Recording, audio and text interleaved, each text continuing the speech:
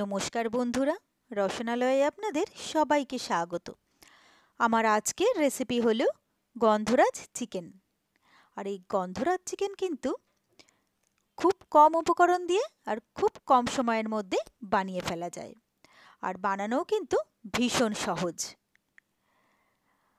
আর এই গন্ধরাজ চিকেন খেতে কিন্তু হয় দারুণ টেস্টি। তো চলুন দেখে নেওয়া যাক এই গন্ধরাজ চিকেন আমি কিভাবে বানিয়েছি। তো গন্ধরাজ চিকেন বানানোর জন্য প্রথমেই আমি নিয়ে নিয়েছি গন্ধরাজ লেবু, নিয়ে নিয়েছি কয়েকটা গন্ধরাজ লেবুর পাতা, আর নিয়ে নিয়েছি বেশ কয়েকটা কাঁচা লঙ্কা। এরপরে আমি নিয়ে নিয়েছি এখানে 500 গ্রাম চিকেন, যেটা আমি ভালোভাবে ধুয়ে পরিষ্কার করে নিয়েছি।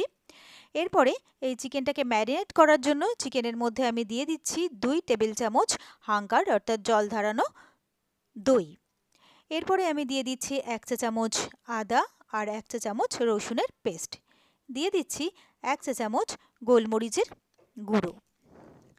এরপরে দিয়ে দিচ্ছি 1 চা চামচ কাশ্মীরি লাল লঙ্কার গুঁড়ো।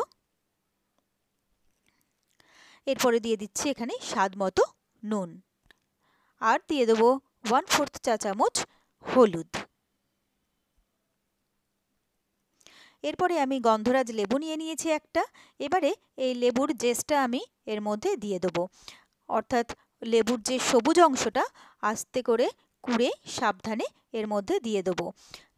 তবে লেবুর সবুজ অংশের ভেতরে যে সাদা অংশটা থাকে সেটা যেন এর মধ্যে না পড়ে, তাহলে কিন্তু তেতো হয়ে যেতে পারে।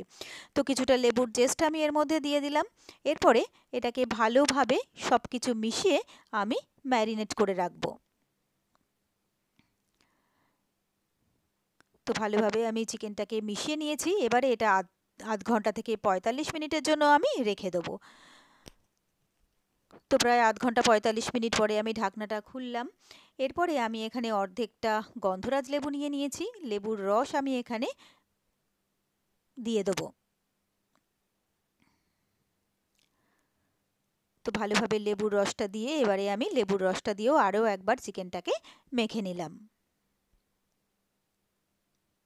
এরপরে আমি গ্যাসে বসিয়ে দিয়েছি একটা কড়াটা গরম হলে আমি দিয়ে দিচ্ছি এখানে ভেজিটেবল অয়েল।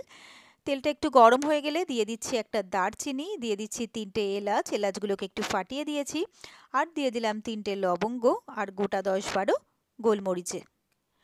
এবারে এই সবটাকে আমি প্রায় 15 থেকে 20 সেকেন্ডের জন্য ফ্রাই করে নেব। তো ফ্রাই করতে করতে কিন্তু এর থেকে বেশ একটা সুন্দর গন্ধ বেরিয়ে গেছে।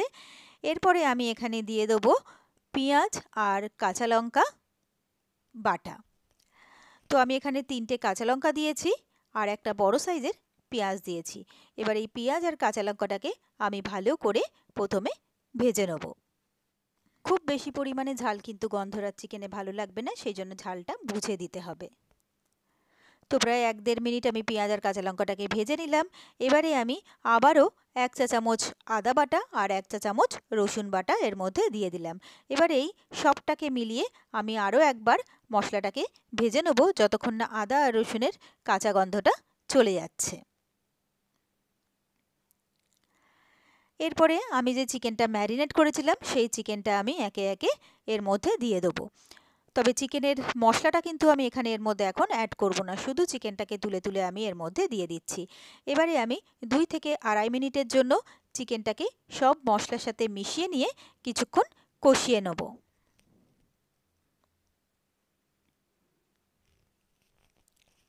রান্নাটা কিন্তু ভীষণ সহজ আর কিন্তু খুবই কম সময়ের মধ্যে রান্নাটা হয়ে যায়।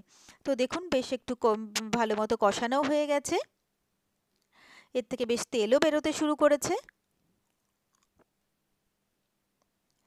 এরপরে আমি যে ম্যারিনেট করা মশলাটা ছিল সেই মশলাটা আমি এর মধ্যে দিয়ে দিলাম, আর অল্প একটু জল দিয়ে মশলা ধোয়া বাটিটাও ধুয়ে এর মধ্যে দিয়ে দিলাম। এছাড়া কিন্তু আর কোনো জল আমি এখানে অ্যাড করব না। এবার এই সবটাকে ভালো করে মিশিয়ে নিয়ে আমি আরও 1.5 থেকে 2 মিনিটের জন্য চিকেনটাকে ভালো করে কষিয়ে নেব। এই গন্ধরাজ চিকেন কিন্তু গরম গরম ভাত, রুটি, লুচি, পরোটা যে কোনো কিছুর সাথেই কিন্তু সার্ভ করা যেতে পারে। তো চিকেনটা কষতে কষতে কিন্তু বেশ সুন্দর একটা রং হয়েছে, আর কিন্তু অয়েলটাও আলাদা সেপারেট হয়ে গেছে। এবারে আমি এটাকে ঢাকা দিয়ে দিলাম কিছুক্ষণের জন্য, যতক্ষণ না চিকেনটা আমার সেদ্ধ হচ্ছে। তো প্রায় 10-12 মিনিট পরে আমি ঢাকনাটা খুলে নিলাম, নেড়ে চেড়ে দেখে নিচ্ছি চিকেনটা আমার সেদ্ধ হয়েছে কিনা। তো চিকেন কিন্তু আমি ভালোভাবে সেদ্ধ হয়ে গেছে। এরপরে আমি এখানে দিয়ে দিলাম 1/2 চা চামচ চিনি, যেহেতু এখানে টক দই আর আমি লেবু ব্যবহার করেছিলাম, তো সেই টকটাকে ব্যালেন্স করার জন্য আমি এর মধ্যে অল্প একটু চিনি দিলাম। চিনি দিলে কিন্তু এর টেস্টটাও ভীষণ সুন্দর আসে। এরপরে চিকেনটা কিন্তু আমার প্রায় হয়ে গেছে।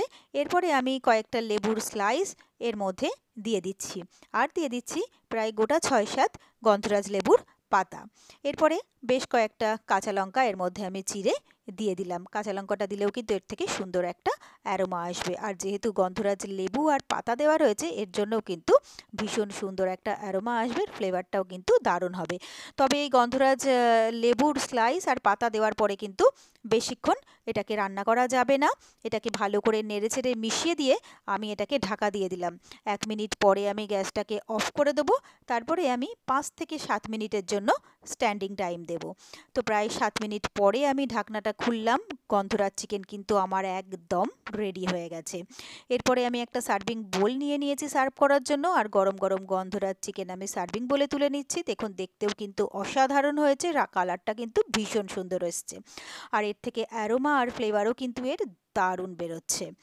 তো সুন্দর করে এটাকে আমি সার্ভ করে দিলাম। তো ব্যাস, তৈরি হয়ে গেল আমার খুব সহজে, খুবই চটপট গন্ধরাজ চিকেন। আর এই রেসিপিটা যদি আপনাদের ভালো লেগে থাকে, তাহলে আপনারাও বাড়িতে ঠিক এইভাবে ট্রাই করে দেখবেন। আশা করি আপনাদেরও সকলেরই ভীষণ ভালো লাগবে, আর ছোট থেকে বড় সবাই এটা চেটে পুটে খাবে।